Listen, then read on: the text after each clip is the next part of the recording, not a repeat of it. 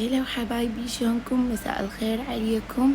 طبعا اشتاقت لكم هواي واسفة على الانقطاع، وراح ارجع لكم بمقاطع جديدة ان شاء الله تعجبكم. واليوم راح اشارككم باشياء اللي اشتريتها من السنتر، ان شاء الله يعجبكم المقطع. لا تنسون اللايك والاشتراك ودعموني، عم انزل لكم مقاطع هواي. طبعا اول شي اللي اشتريته هاي الجكة وقلاصاتها سوية، طبعا شكلها كلش حلو. طبعا رحت سوقت اشياء للعيد مثل الماعين والاشياء اللي احتاجها بالبيت. تابعوا المقطع للاخير وراح تشوفون اشيائي اللي اشتريتها للبيت، وان شاء الله عن قريب راح ينزل لكم مقطع جديد بطبخة جديدة، وان شاء الله تعجبكم. وطبعا شاركوني بالتعليقات وانطوني رأيكم بالمشتريات، واذا عجبتكم هذا المحتوى ان شاء الله انزل لكم اكثر واراويكم الاشياء الحلوة اللي اشتريها. وراح اخليكم بنهاية المقطع اليوزر الانستغرام والتيك توك. لا تنسون ما تتابعوني وشاركوني الطبخات اللي راح تسووها او الوصفات اللي راح تسووها من قناتي. وان شاء الله على الايام تجي راح تجي اشياء حلوة وطبخات جديدة، راح اشارككم بهواي اشياء حلوة. وهنا جبت لانج بوكس الهومي على مود ان شاء الله على السنة الجديدة راح يدخل روضة واحضر له الاكلات اللي هو يحبها.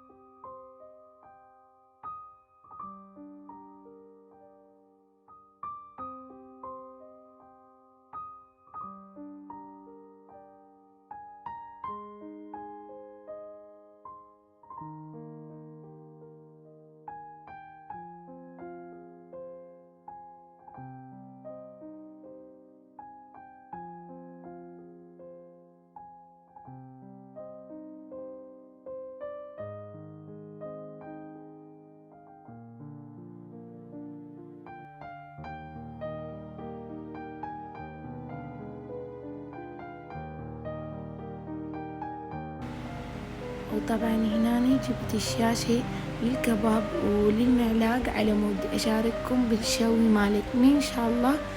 وانا جاي اصور لكم انطفت عندنا الكهرباء ورجعت مرة ثانية بس اهم شي مستمرة بالتصوير ما قطعت، لان صارلي هواي ما مشاركتكم باشياء هواي. وان شاء الله على الايام تجي راح اشارككم بهواي اشياء، وانتو كتبولي التعاليق والاشياء اللي تحبون انزلها لكم.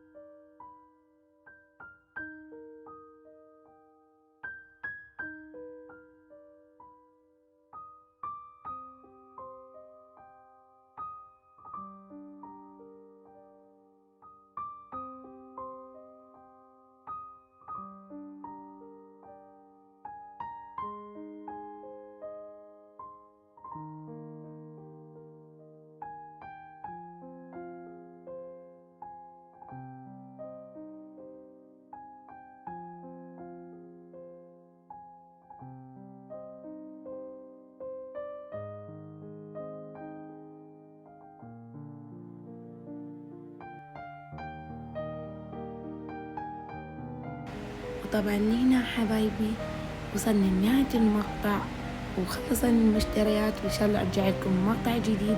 لا تنسوني اللايك والاشتراك وتفعيل الجرس وباي باي.